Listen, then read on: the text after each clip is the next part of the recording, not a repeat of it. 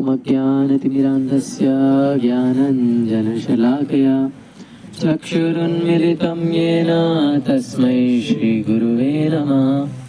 श्रीचैतन्यमनोभीष्टं स्थापितं येन भूतले स्वयं रूप कदा मह्यं ददाति स्वपदान्तिकं। वन्देऽहं श्रीगुरो श्रीयुतापदकमलं श्रीगुरुन् वैष्णवांश्च श्रीरूपं साग्रजातं सगणरघुनाथान्वितं तं सजीवं साद्वैतं सावधूतं परिजनसहितं कृष्णचैतन्यदेवं श्रीराधाकृष्णपादान् सगणललिता श्रीविशाखान्वितांश्च। हे कृष्ण करुणा सिन्धो दीनबन्धो जगत्पते गोपेश गोपिका कान्त राधा कान्त नमोस्तुते।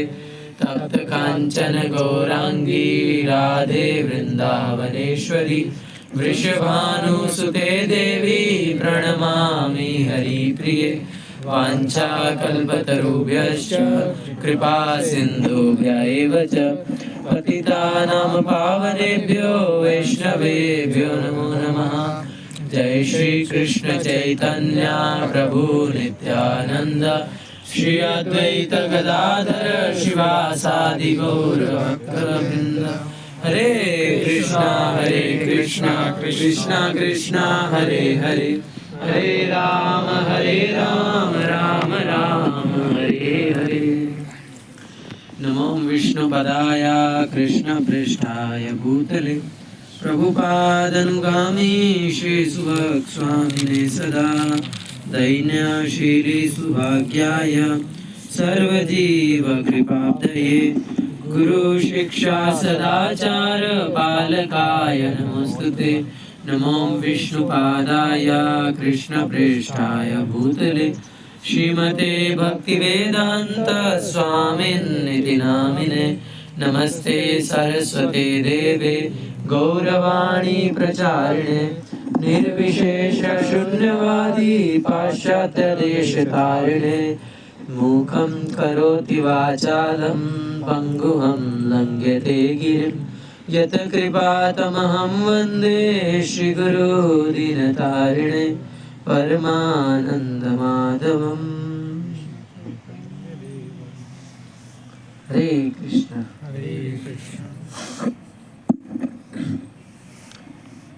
तो अभी हम हैं ज्योतिसर कुरुक्षेत्र धाम में, जहाँ पर भगवान कृष्ण ने अर्जुन को भगवद गीता का उपदेश दिया था। तो भगवद गीता क्या है? एक्चुअली भगवद गीता जो है वो सभी शास्त्रों का सार है ना? सभी शास्त्रों का जो एसेंस है वो भगवद गीता में है। और वो भगवान भगवद गीता अर्जुन को क्यों सुना रहे हैं? अर्जुन युद्ध करने के लिए आया है ना? पांडव हैं, कौरव हैं, सब इकट्ठे हो गए, अभी युद्ध करेंगे। अर्जुन जो है वो बोल रहे हैं भगवान को, सेनयोर उभयोर मध्य रथ स्थाप्यो में अच्युत। हे अच्युत, हे भगवान कृष्ण, आप क्या कीजिए, सेनयोर उभयोर मध्य, दोनों सेनाओं के बीच में मेरे रथ को ले जा करके खड़ा कर दीजिए। तो भगवान जो है उनकी बात को मान करके, उनके क्या होते हैं, चैरियट ड्राइवर या सारथी की तरह उनके आदेश का पालन करते हुए जो है भगवान रथ को दोनों सेनाओं के बीच में ले गए। अभी जो है वो निरीक्षण कर रहे हैं, सभी अपने सेनाओं को देख रहे हैं, कौन कौन आया है मेरे से युद्ध करने के लिए। अरे मेरे सारे भाई खड़े हैं, हाँ, दुर्योधन है और जो सब 100 कौरव हैं, सब खड़े हैं। और पितामह हैं, गुरु हैं, हाँ, द्रोणाचार्य, कृपाचार्य है, अश्वत्थामा है, हाँ। तो इस प्रकार से पूरा का पूरा परिवार उनसे युद्ध करने के लिए उनके सामने खड़ा है, हाँ। और फिर उसके बाद अर्जुन ऐसे कंडीशन में चला गया कि बोल रहे कि मैं युद्ध नहीं कर सकता, मेरा हाथ कांप रहे हैं, हाथ से गांडी छूटा जा रहा है, रोम जो है वो खड़े हो रहे हैं और बहुत सारे इस तरह से भाव प्रकट कर रहे हैं। पूरा शरीर कांप रहा है, मुंह सूखा जा रहा है, त्वचा जल रही है, इस प्रकार से बहुत सुंदर वर्णन है भगवद गीता में। तो जब अर्जुन अब अगर हम अर्जुन के बारे में जाने तो अर्जुन कौन है? सबसे जो है बड़ा धनुर्धर है, बेस्ट आर्चरी, सबसे बड़ा धनुर्धर है। धनुर्विद्या में सभी अपने जो उनके गुरु भाई हैं जिनके साथ वे जो सीख रहे थे धनु विद्या, तो उसमें सबसे बेस्ट है अर्जुन, और अपने गुरु को सबसे प्रिय भी है, सबसे प्रिय शिष्य है अपने गुरु की। तो क्या अब यहाँ पर अर्जुन जो अपना युद्ध की कला है उसको भूल गया? और भगवान अभी भगवद गीता के माध्यम से क्या उनको ये बताने वाले कि तुमको युद्ध कैसे करना है? तुम तो बहुत अच्छे से धनुष चलाना जानते हो, कैसे अपने जो लक्ष्य है उसको भेदना है जानते हो, तो युद्ध करो, युद्ध करो। क्या भगवान ये बताने वाले? तो क्यों? क्योंकि उसको बताने की जरूरत ही नहीं है। ऑलरेडी अर्जुन जो है वो अपने जो धनुर्विद्या उसमें बहुत श्रेष्ठ है ना। जब द्रौपदी का स्वयंवर हुआ तो क्या शर्त रखा गया कि नीचे पानी में रिफ्लेक्शन देख करके ऊपर जो मछली है उसकी आंख को भेदना। तो अर्जुन इस प्रकार से जो है उस स्वयंवर को जीते हैं। तो उनका कितना फोकस है, कितना उनका जो है अपना स्किल्स है युद्ध करने का, है ना।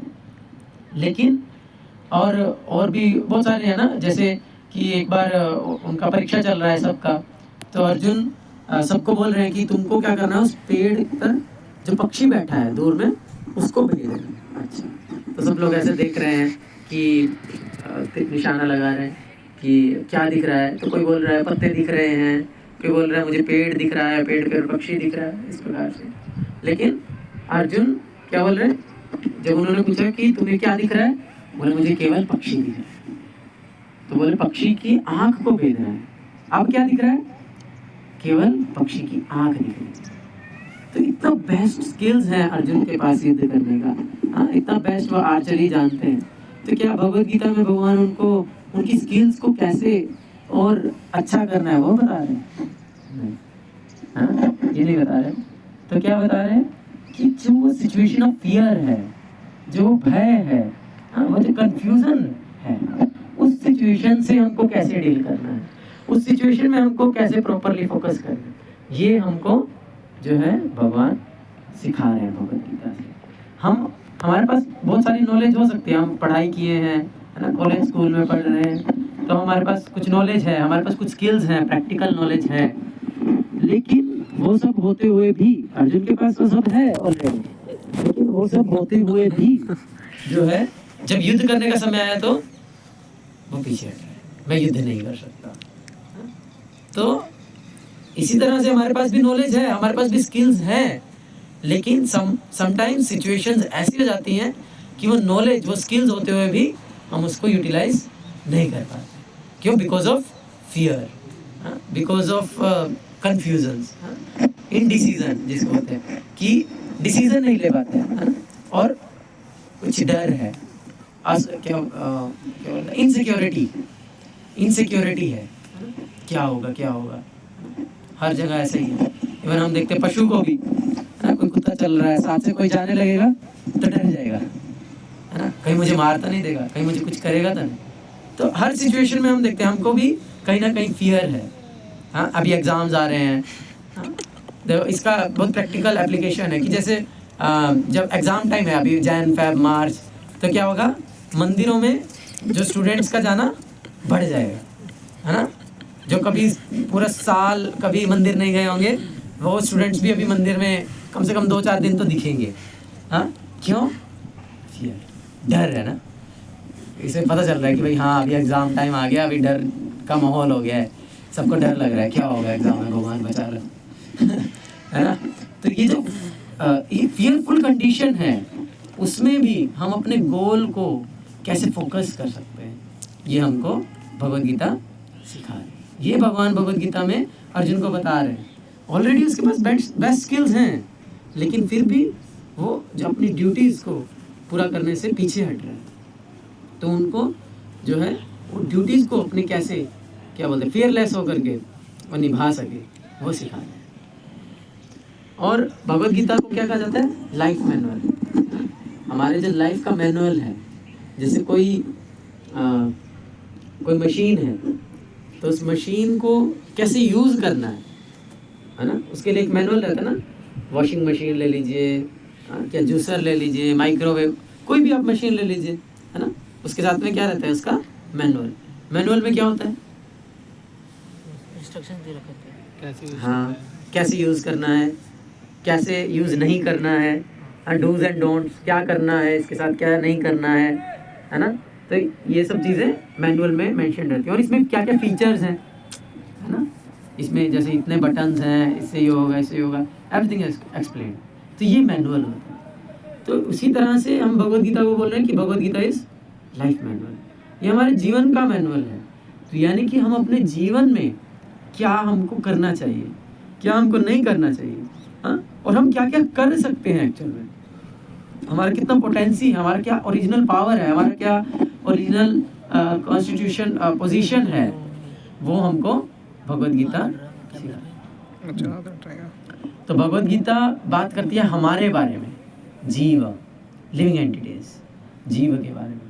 और हम क्या कर रहे हैं हमारे आसपास के नेचर में, है ना, तो नेचर, प्रकृति के बारे में बता, एंड द अल्टीमेट कंट्रोलर, और जो इन दोनों को कंट्रोल कर रहे हैं, यानी भगवान, ईश्वरा मीन्स कंट्रोलर, जो इनको कंट्रोल कर रहे हैं, इसके बारे में जो भगवद गीता है वो चर्चा करती है। तो इसीलिए जो ये भगवद गीता है उसको अगर हम समझेंगे, उसको हम अपने लाइफ में पालन करेंगे, तो हम जो है अपने लाइफ को और ज़्यादा बेटर बना पाएंगे, है ना। जैसे कोई मशीन है, हम उसको रफ एंड टफ यूज़ करेंगे तो उससे क्या होगा, उसका लाइफ स्पैन कम हो जाएगा और हम उसका बेस्ट बेनिफिट नहीं ले पाएंगे। लेकिन उसके मैनुअल के हिसाब से उसको यूज़ करेंगे तो हम उसका बेस्ट यूज़ ले पाएंगे, उसका लाइफ स्पैन ज़्यादा होगा, है ना। उसी तरह से हम भी अपने लाइफ का बेस्ट यूज़ ले पाएंगे, हमारे लाइफ स्पैन को बढ़ा सकते हैं, और मतलब कम मेहनत से ज़्यादा रिजल्ट, एक तरह से ऐसा बोल सकते हैं, हाँ, ये हम ले सकते हैं अगर हम भगवद गीता की टीचिंग्स को अपने लाइफ में फॉलो करें। तो जो फर्स्ट श्लोक है भगवद गीता का, तो वो ये जो कुरुक्षेत्र है उसका इम्पोर्टेंस बताता है। एक्चुअली एक एक शब्द जो है बहुत इम्पोर्टेंट है भगवद गीता में, हम देखते हैं, हाँ।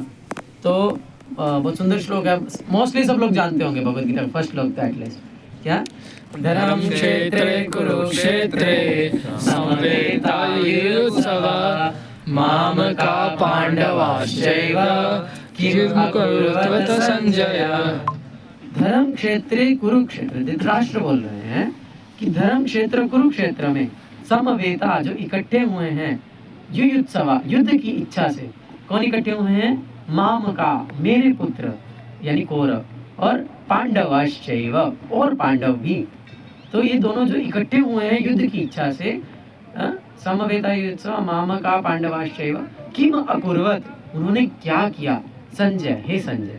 तो धृतराष्ट्र के सेक्रेटरी हैं संजय, सचिव, वो उनसे पूछ रहे हैं कि बताओ उन्होंने क्या किया। तो संजय के पास दिव्य दृष्टि है, वेदव्यास जी के द्वारा उनको प्रदान है, तो वो देख सकते हैं, कहीं पर भी बैठ करके वो कहीं का भी दृश्य देख सकते हैं। तो वो जो है उस दिव्य दृष्टि से वो जो भगवद गीता का जो ये है कि युद्ध स्थल का जो निरीक्षण है, युद्ध स्थल का जो सीन है वो एक्सप्लेन कर रहे हैं धृतराष्ट्र को। तो धृतराष्ट्र पूछ रहे हैं, धर्म क्षेत्र कुरुक्षेत्र, कुरुक्षेत्र के साथ धर्म क्षेत्र शब्द का प्रयोग किया गया है, हाँ। तो धर्म क्षेत्र का क्या अर्थ है, द प्लेस ऑफ पिलग्रिमेज, तीर्थ स्थान, कि जो कुरुक्षेत्र है वो तीर्थ स्थान है। और इसी तरह से वेदों में भी क्या एक शब्द आया है, कुरुक्षेत्रे धर्मम आचरेत। अगर कोई धर्म का आचरण करना चाहता है तो उसको क्या करना चाहिए, कुरुक्षेत्र में जाना चाहिए। कुरुक्षेत्र धर्मम आचरेत। अच्छा, तो धर्म क्षेत्र क्यों है, तीर्थ स्थल क्यों है कुरुक्षेत्र, क्योंकि यहाँ पर हम देखते हैं बहुत प्राचीन समय से यहाँ पर बहुत सारे यज्ञ, हाँ, और बहुत सारे जो है तपस्याएं ऋषि मुनि करते आए हैं। जैसे अभी हमने ब्रह्म सरोवर को देखा, तो ब्रह्म सरोवर में कौन तपस्या किया, ब्रह्मा जी तपस्या किए। सृष्टि का निर्माण करने से पहले स्वयं ब्रह्मा जी जो है कुरुक्षेत्र में तपस्या की है। फिर जो कुरु है, राजा कुरु, कुरुक्षेत्र, किसके? कुरु के नाम पर, जो कुरु का क्षेत्र है ना, तो जगह का नाम भी कुरुक्षेत्र उन्हीं के नाम से पड़ा, कुरुक्षेत्र। तो कुरु, जो राजा कुरु हैं, उन्होंने भी पृथ्वी को जोता कुरुक्षेत्र से, तो ये उनका क्षेत्र है। और भगवान परशुराम, उन्होंने 21 बार जो पूरे क्षत्रियों का विध्वंस किया है, तो उससे 5 सरोवर बनाए कुरुक्षेत्र में। हाँ, अपने परशु को धोया है कुरुक्षेत्र में। और राजा पृथु, जो ये पूरा भूखंड है, भूलोक है, उसको 7 हिस्सों में बांट दिया उन्होंने। उनके रथ, इतना विशाल रथ था, उसके इतने बड़े पहिए थे कि उन पहियों से जो गड्ढे बने वो समुद्र बन गए। तो राजा पृथु भी जब पृथ्वी को जोतना शुरू किए तो कहाँ से किए? कुरुक्षेत्र। तो इतना सारा जो है वैदिक एविडेंसेस हैं, इतना सारे ऋषि मुनि यहाँ पर तपस्याएं किए हैं, हाँ? और इतने धार्मिक कार्य यहाँ से हुए, इसीलिए कुरुक्षेत्र क्या है? तीर्थ स्थल बन गया है। हाँ? और तो इसीलिए ये महाभारत काल के समय से पहले की घटनाएं हैं कि वो इसीलिए उसको धर्म क्षेत्र बोल रहे हैं। और उसके बाद अभी देखें हम, तो हमारे लिए और भी ज़्यादा धर्म क्षेत्र बन गया, और भी बड़ा तीर्थ स्थान बन गया। क्यों? क्योंकि स्वयं भगवान कृष्ण भगवद गीता का उपदेश जो है वो कुरुक्षेत्र में दिए हैं। हाँ? गीता महात्म्य में आदि शंकराचार्य जी बोलते हैं कि जो गंगा है वो तो भगवान के पैर से निकलती है। हाँ? गंगा जो है वो भगवान के पैर से निकलती है, लेकिन भगवद गीता जो है वो तो भगवान के मुख से निकल रही है ना। सब लोग जाते हैं ना हरिद्वार गंगा स्नान करने के लिए, गंगा सागर में स्नान करने के लिए, बहुत दूर दूर तक स्नान, स्पेशली गंगा में स्नान करने के लिए जाते हैं, क्योंकि गंगा क्या है? बहुत पवित्र नदी है। उसमें स्नान करेंगे तो क्या होगा? सारे पाप धुल जाएंगे। हाँ? तो आदि शंकराचार्य बोल रहे हैं कि वो तो भगवान के पैर से निकली है। जब उसका इतना महिमा है तो भगवद गीता वो तो भगवान के मुख से निकली, तो उसका कितना अधिक महिमा होगा। हालांकि भगवान के पैर और मुख में कोई अंतर नहीं है, लेकिन फिर भी जो, इसीलिए भगवद गीता में जो हर रोज स्नान करते हैं वो वास्तविकता में सारे पापों से मुक्त हो ही जाए। और एक बहुत सुंदर गीता महात्म्य में ही बोल रहे हैं, सर्वोपनिषदो गावो दोग्धा गोपाल नंदना, इस प्रकार से बहुत सुंदर श्लोक है कि सारे उपनिषद, सारे वेद शास्त्र जो हैं वो गाय हैं, गाय से उनको तुलना किया जा रहा है। सर्वोपनिषदो गावो दोग्धा गोपाल नंदना, और जो उनको दूध दोहने वाले हैं वो भगवान कृष्ण है। हाँ? और किसके लिए जो दूध दो रहे हैं? बछड़े के लिए। और बछड़ा कौन है? अर्जुन, है ना। अर्जुन के माध्यम से, बछड़ा माध्यम बनता है ना दूध देने के लिए सबको। तो इस, जैसे आपने देखा होगा, जो लोग जानते हैं कि गाय को पहले थोड़ी देर के लिए बछड़ा को दूध पीने देते हैं, फिर उसके बाद दूध निकालते हैं ना। तो बछड़े के माध्यम से जो गाय से दूध है उसको प्राप्त किया जाता है। तो इसी तरह से भगवान कृष्ण जो है वो भगवद गीता का जो ये उपदेश है, जो कि सारे शास्त्रों का सार है, अर्जुन के माध्यम से हम सबको दे रहे। तो इसीलिए बहुत इम्पोर्टेंट ये नॉलेज है और हमको इसको समझना है ना। हर रोज इसमें स्नान करना चाहिए, इसको पढ़ना चाहिए। और धृतराष्ट्र ने ये धर्म क्षेत्र शब्द है कुरुक्षेत्र के साथ क्यों प्रयोग किया है, इसका बहुत इम्पोर्टेंस है। क्योंकि जो स्थान है, जिस स्थान पर हम हैं, उस स्थान का हमारी चेतना पर बहुत प्रभाव पड़ता है ना। जैसे आप देख सकते हैं, आप सबका अपने कल अपने कोई काम में थे, कोई अपने जॉब में थे, कोई अपने घर में थे, हा? तो चेतना अलग था ना।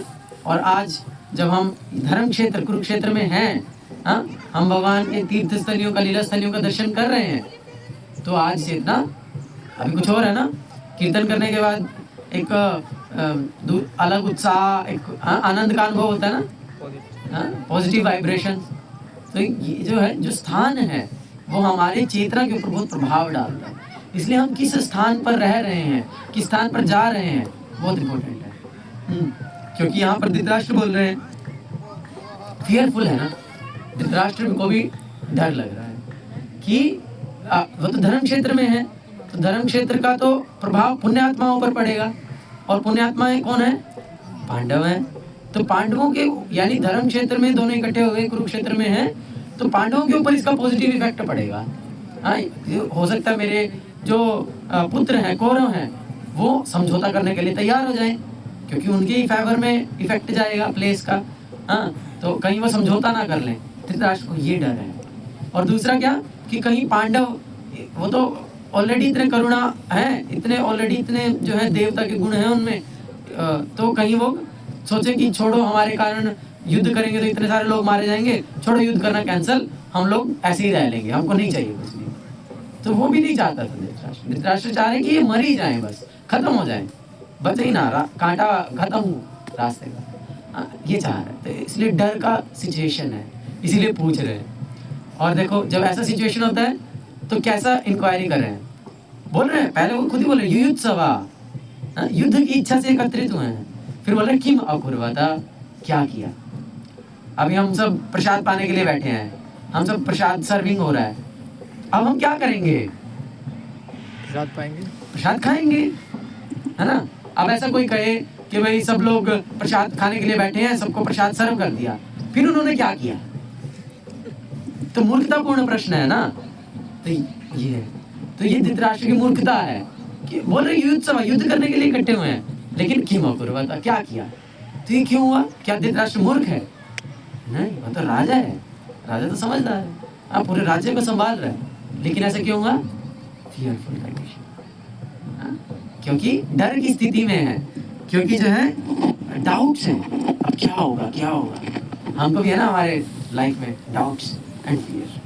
जब डाउट एंड फियर जब बढ़ जाता है तो बहुत समझदार व्यक्ति भी समझदारी से काम नहीं ले पाते, हम अपने ड्यूटीज को भी फुलफिल करने में पीछे हटने लगते हैं, चाहे हमारे पास बेस्ट स्किल्स हैं। तो इसीलिए जो ये भगवत गीता है, इन डाउट की सिचुएशन से, इन फियरफुल कंडीशन से हमको कैसे निकलना है, ये हमको भगवत गीता सिखा रही है, ये हमको भगवत गीता से सीखना। और बहुत सारे लोग सोचते हैं कि भगवत गीता पढ़ेंगे तो सब कुछ छोड़ देंगे, हाँ बाबा जी बन जाएंगे, हाँ विरक्ति आ जाएगी, हाँ। लेकिन आप देखो भगवत गीता के 7वें श्लोक, 7वें अध्याय के पहले श्लोक में भगवान क्या बोल रहे हैं, मैया आसक्त मनः पार्थ, मई आसक्त मना। अर्जुन को बोल रहे हैं कि अपने मन को क्या करो, मुझ में आसक्त करो। हम बोल रहे हैं कि भगवत गीता पढ़ने से क्या होगा, विरक्त हो जाएंगे, लेकिन भगवत गीता तो हमको आसक्ति दे रहा है, मैया आसक्त मनः पार्थ, भगवान से हमको कैसे आसक्ति विकसित करना है, यह हमको भगवत गीता सिखा रही है। और भगवत गीता में क्या है, योगम युञ्जन मदाश्रया असंशयम समग्रम माम यथा ज्ञास्यसि तच्छृणु। ये सुनो कि तुम मुझे पूर्ण रूप से कैसे जान सकते हो। तो हम भगवत गीता के माध्यम से भगवान को जान सकते हैं। ये भगवान भगवत गीता में एक्सप्लेन किया कि मैं क्या हूँ, मैं कैसा हूँ, हाँ, इस प्रकार से भगवान भगवत गीता में एक्सप्लेन किया। और हमारे आचार्य लोग बहुत सुंदर एक श्लोक बता रहे हैं कि भगवान को हम कैसे समझ सकते हैं। अतः श्री कृष्ण नाम आदि ना भवेद ग्राह्यम इंद्रियೈ। भगवान कृष्ण का एक नाम है अधोक्षज। अधोक्षज कोई मतलब जानते हैं जतिन प्रभु, क्या नाम, अधोक्षज, अधोक्षज नहीं, अधकृत अक्षज ज्ञानम। आप ही कहिए। बताइए ना। अधोक्षज मतलब अधकृत अक्षज ज्ञानम, अक्षज माने आंखें, हाँ, और अधकृत माने जो विच इज बियॉन्ड, जिसको हम अपनी आंखों से नहीं देख सकते, उसको बोलते हैं अधोक्षज, यानी बियॉन्ड आवर सेंस परसेप्शन, जो हमारी इंद्रियों के, इंद्रियातीत, इंद्रियों बोले इंद्रियातीत, जो हमारी इंद्रियों के अनुभव से परे है, उसको बोलते हैं अधोक्षज। तो इसीलिए क्या बोल रहे हैं, अतः श्री कृष्ण नाम आदि ना भवेद ग्राह्यम इंद्रिय। हम अब क्योंकि वो हमारी इंद्रिय से परे हैं, तो हम अपनी इंद्रियों से उनको वास्तविकता में नहीं समझ सकते। फिर कैसे समझेंगे, सेवन मुखे ही जिह्वादो स्वयमेव स्फुरत्यता। जब हम उनकी सेवा में अपनी जिह्वा को लगा देंगे, जिह्वा से शुरू करके उनकी सेवा करेंगे, तो स्वयमेव स्फुरत्यता, तो भगवान अपने आप को स्वतः हमारे सामने प्रकट कर देंगे। जैसे अभी सूर्य ढलने वाला ना, कुछ समय के बाद सूर्य ढल जाएगा। मान लो रात को 10 बजे मैं कहूँ कि मैं सूर्य देखना चाहता हूँ, सूर्य देखना चाहता हूँ, तो क्या कोई मुझे सूर्य दिखा सकता है? आप बहुत बड़ा लाइट लगा लीजिए, कोई बहुत बड़ा इंस्ट्रूमेंट लगा लीजिए, कुछ भी कर लीजिए, क्या आप रात को सूर्य दिखा सकते हैं? सूर्य देख सकते हैं? नहीं। लेकिन सुबह होगी तो सूर्य को देखने के लिए कुछ एंडेवर, कुछ प्रयास करना पड़ेगा? नहीं, देखो सामने से दिख रहा है, स्वतः दिख रहा है, स्वयं एवं सूरत्यता, खुद ही प्रकट हो गया। तो जब खुद प्रकट हो गया तो कुछ भी करने की आवश्यकता नहीं। लेकिन जब तक प्रकट नहीं है तब तक कितना भी प्रयास कर लीजिए नहीं देख सकते। इसी प्रकार से भगवान कृष्ण को हम समझने का प्रयास करेंगे अपने भौतिक इंद्रियों से तो नहीं कर सकते। लेकिन कैसे समझ सकते हैं? जब भगवान स्वयं हमको प्रकट करेंगे। भगवान कैसे प्रकट करेंगे? जब हम क्या करेंगे? सेवन मुखे ही जिह्वा दो, जब अपनी जिह्वा से भगवान को सेवा करेंगे। तो जिह्वा के क्या कार्य हैं? दो काम करते हैं ना हम जीभ से। क्या क्या काम करते हैं? बोलना और टेस्ट करना। बोलते हैं, बोल रहे हैं ना, और दूसरा खाते हैं। दो काम करते हैं ना, बोलते हैं और खाते हैं। तो जब हम खाएंगे क्या? भगवान को भोग लगा हुआ प्रसाद। तो ये क्या है? जिह्वा को भगवान की सेवा में हम प्रयोग कर रहे हैं। जैसे आज सबने प्रसाद खाया। और दूसरा हरे राम। बोलेंगे, बोलेंगे क्या? भगवान का नाम। क्या नाम? हरे कृष्णा हरे कृष्णा कृष्णा कृष्णा हरे हरे, हरे राम राम राम हरे हरे। तो जब हम इस प्रकार से भगवान का नाम बोलेंगे, भगवान की कथा बोलेंगे और भगवान का प्रसाद खाएंगे, तो भगवान हमको क्या करेंगे? स्वतः अपने आप को हमारे सामने प्रकट कर देंगे। तो बहुत सरल तरीका है कैसे हम भगवान को जान सकते हैं। और भगवद गीता का उद्देश्य क्या है? भगवान को जानना। जन्म कर्म च में दिव्यम एवं यो वेत्ति तत्वतः। भगवान बोले कि मेरा जन्म और कर्म दिव्य है, और जो इसको जानता है क्या होगा? क्यों जानना है ना? पूछ सकते ना, बोल रहे भगवान को जानना है भगवद गीता से, क्यों जानना है? क्यों जानना है? जन्म कर्म च में दिव्यम एवं यो वेत्ति तत्वतः त्यक्त्वा देहं पुनर्जन्म नैति मामेति सवर्जनम। भगवान बोल रहे हैं कि जो मेरे जन्म और कर्म दिव्य है, यानी मैं कैसा हूँ तत्वतः जो मुझे जानते हैं, वो क्या होंगे? त्यक्त्वा देहम, ये शरीर छोड़ने के बाद पुनर्जन्म नैति, उसका फिर पुनर्जन्म नहीं होगा। हाँ, ये जो इन्फिनिटी जो cycle of birth and death है वो फिर नहीं होगा, फिर से पुनर्जन्म नहीं होगा। तो क्या होगा? क्या ब्रह्म में लीन हो जाएगा? हाँ, क्या होगा उसका? भगवान बोल रहे हैं मामेति, वो मेरे पास आ जाएगा। हाँ, तो त्यक्त्वा देहं पुनर्जन्म नैति मामेति, मेरे पास आ जाएगा। तो हम अगर हम भगवान को जानेंगे, अगर हम भगवान को समझेंगे, हाँ, तो क्या होगा? हम भगवान के पास चले जाएंगे, भगवान के धाम में चले जाएंगे। और भगवान का धाम क्या है? सच्चिदानंद, मतलब वो सत्य है। हम जो है एक ही जगह रहना चाहते हैं, एक जैसे रहना चाहते हैं ना। अभी मान लीजिए आपको अभी हॉस्टल के 101 नंबर में अभी रह रहे हैं, 10 दिन के बाद बोले अभी आप 110 में शिफ्ट कर लीजिए, फिर 15 दिन के बाद बोले अभी आप 105 में शिफ्ट कर लीजिए। तो नहीं चाहते ना, एक ही जगह रहना चाहते हैं ना। इसी तरह से अभी बोले कि आप अभी करनाल में पढ़ रहे हैं, अभी आप बेंगलोर चले जाइए, फिर आप उधर चले जाइए, नहीं जाना चाहते ना। एक ही सिचुएशन में रहना चाहते हैं कि कंफर्टेबल जोन है, ठीक है, अभी मैंने एक अपना शेड्यूल बनाया है, हाँ, मैं यहाँ पर बैठ कर कैसे पढ़ूंगा, ऐसे करूँगा, ऐसे करूँगा, इसको नहीं चेंज करना चाहते हैं ना। तो ये इसको बोलते हैं सत्य, माने अनचेंज, शाश्वत। हाँ, लेकिन अभी तो हम चेंज हो रहे हैं, है ना। आप देखो साइंटिफिकली भी हमारे सेल्स हैं, जो शरीर में सेल्स हैं, क्या हो रहे हैं? जो पुराने सेल्स हैं वो मरते जा रहे हैं, डेड सेल्स, और नए सेल्स जनरेट होते जा रहे हैं। तो एवरी टाइम जो हमारा पूरा हर समय हमारा शरीर जो है वो क्या हो रहा है? गो थ्रू चेंजेस, परिवर्तन होता जा रहा है। हाँ, तो इस तरह से क्या होगा? अभी बड़े होंगे, बुढ़ापा आ जाएगा। हाँ, फिर बुढ़ापा आएगा तो उसके बाद मृत्यु आ जाएगी। तो हम कौन बूढ़ा होना चाहता कोई? हाँ, बुढ़ापे में देखिए कितना कष्ट है, व्यक्ति चल नहीं सकता है, बोल नहीं सकता है, खा नहीं सकता है ना, कितना कष्ट है। तो हम क्या है? सत्य रहना चाहते हैं, इटर्नल, एक जैसे रहना चाहते हैं, एक जैसी कंडीशन में रहना चाहते हैं। मरना नहीं चाहता ना कोई भी, कोई है जो मरना चाहता हो? नहीं मरना चाहते ना, हमेशा जीना चाहते हैं। तो ये है शाश्वत सत्य। अगर हम भगवान के धाम में जाएंगे तो सत्य, हमेशा जो है एक जैसे रहेंगे। और चित्त माने नॉलेज, इंक्वायरी, हम लोग इंक्वायरी करते हैं ना, ये क्या है, वो क्या है, हमेशा जानना चाहते हैं ना, कुछ जानना चाहते हैं। जैसे मान लो सब्जी लेने के लिए गए, हमको बस आलू लेना है, लेकिन गोभी का क्या रेट है, टमाटर का क्या रेट है, पूछते हैं। कौन कौन गया सब्जी लेने जाते हैं? जो लोग गए, तो नहीं लेना नहीं है, पहले से पता नहीं लेना है, लेकिन फिर भी पूछते हैं क्यों, जानना चाहते हैं, है ना। ऐसे कुछ भी किसी भी दुकान पे गए, कुछ भी देख लिया, पता है उसकी मेरे को जरूरत नहीं है, मुझे नहीं खरीदना, लेकिन फिर भी क्या रेट है ऐसे ही। तो जानना चाहते हैं, बहुत सारी चीजें जानना चाहते हैं जिसका हमको कोई मतलब भी नहीं।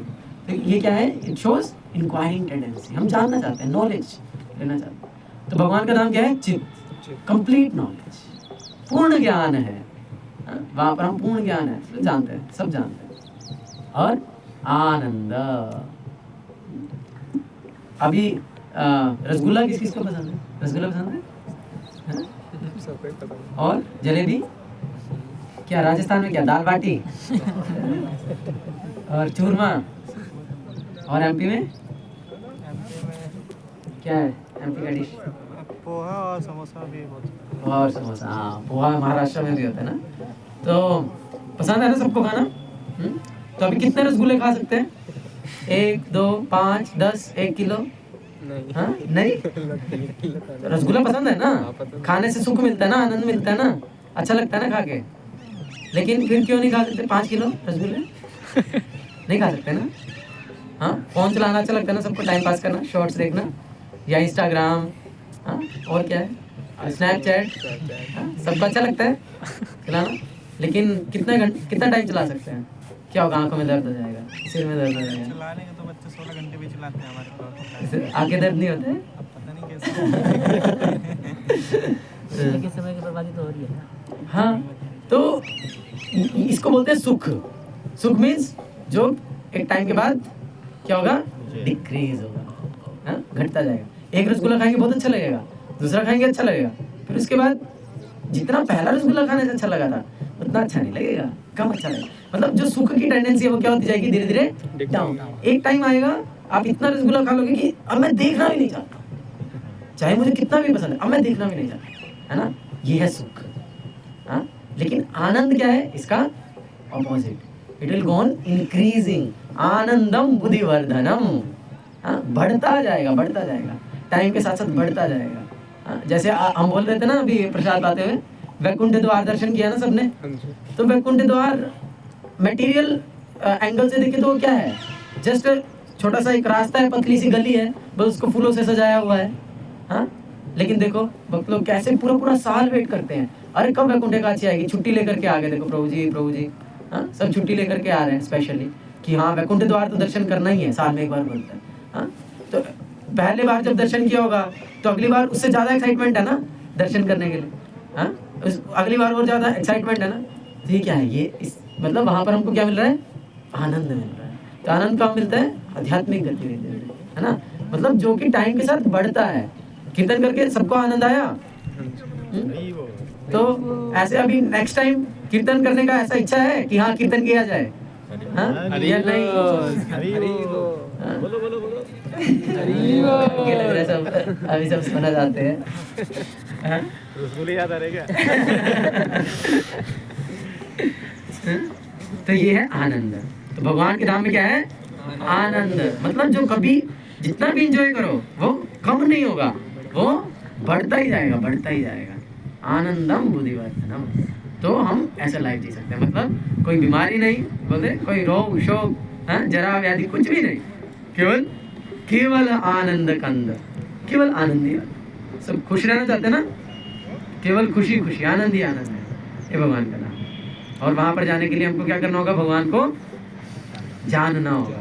भगवान को कैसे जानेंगे, जब भगवान की सेवा में जीवा को लगाएंगे। जीवा के 2 कार्य हैं, बोलना और खाना। तो क्या करेंगे, भगवान का नाम लेंगे, भगवान का प्रसाद खाएंगे।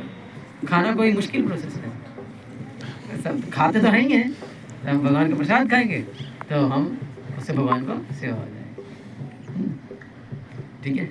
हरे कृष्णा कृष्णा कृष्णा कृष्णा हरे हरे, हरे राम राम राम हरे हरे। श्रीमद् भगवद गीता की जय। किसी को कुछ प्रश्न है, कुछ बोलना चाहते हैं? प्रभु जी, मेरा प्रश्न है। हाँ बताइए। जैसे आपने कहा था कि ये जो ब्रह्मा जी हैं वो यहाँ पर तपस्या करने, मतलब यज्ञ करा उन्होंने पहले कुरुक्षेत्र में, तो कुरुक्षेत्र कैसे हो गया? मतलब कुरुक्षेत्र तो उसमें ही है ना, सृष्टि के अंदर में ही है ना, तो वो कैसे, मतलब ये थोड़ा समझ में नहीं आया। हाँ, सृष्टि का मतलब सृष्टि तो है ही ऑलरेडी, मतलब भूखंड तो है ऑलरेडी, उसमें उन्होंने जीव बनाए हैं, मतलब लिविंग एंटिटीज जो शरीर हैं, जो 84 लाख योनियां हैं, वो ब्रह्मा जी ने बनाए। ये तो है ऑलरेडी, ऐसे कैसे? तो पंचभूत है ना, महातत्वों में रहते हैं ये सब, तो ये ऐसे ही रहता है। जब प्रलय होता है तो सब के सब जो महातत्व बोलते हैं उसको, महातत्व में यही पांचों चीजें, मतलब पृथ्वी, अग्नि, जल, आकाश, वायु मिक्स फॉर्म में रहते हैं, लेकिन इनएक्टिव फॉर्म। जैसे गाड़ी है, गाड़ी लोहा ये वो सब चीज़ों से बनी है, इनएक्टिव फॉर्म में। जब तक उसको मैं कोई ड्राइवर जा करके बैठ करके उसको स्टार्ट करके नहीं चलाएगा, वैसी खड़ी रहेगी, सालों सालों तक ऐसी खड़ी रहेगी। तो ये ये पंच महाभूत हैं, इनसे मिलकर के ये बनता है महातत्व। ये इनएक्टिव फॉर्म में है। जब भगवान उसमें प्रवेश करते हैं, गर्भोदक शाही विष्णु उसमें प्रवेश करते हैं, फिर वो एक्टिव हो जाता है, और फिर वो एक्टिव हो जाता है तो फिर उसमें सब कुछ होने लगता है। ये संसार तो जड़ जगत बोलते हैं इसको। जड़ जगत मतलब यहाँ पर सब कुछ क्या है, जड़ है, कुछ चेतन नहीं है, मतलब किसी चीज में कॉन्शियसनेस नहीं है, सब कुछ जड़ है। तो जो चेतन चीजें हैं वो वास्तविकता में वो आध्यात्मिक जगत से है, मैं यहाँ जीव, तो हम इस जगत के नहीं है ना, इसलिए।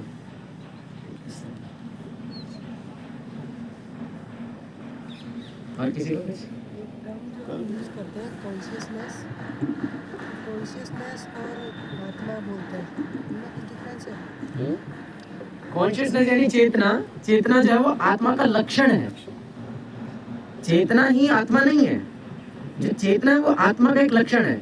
जैसे न्यूट्रॉन है, न्यूट्रॉन को कैसे देखते हैं कि न्यूट्रॉन है? न्यूट्रॉन को देख सकते हैं क्या आंखों से? नहीं। फिर कैसे पता चलता है कि हाँ न्यूट्रॉन है? नहीं पता। आप लोग तो साइंस स्ट्रीम से फील करते हैं, उसे देखते तो नहीं है कि है ना।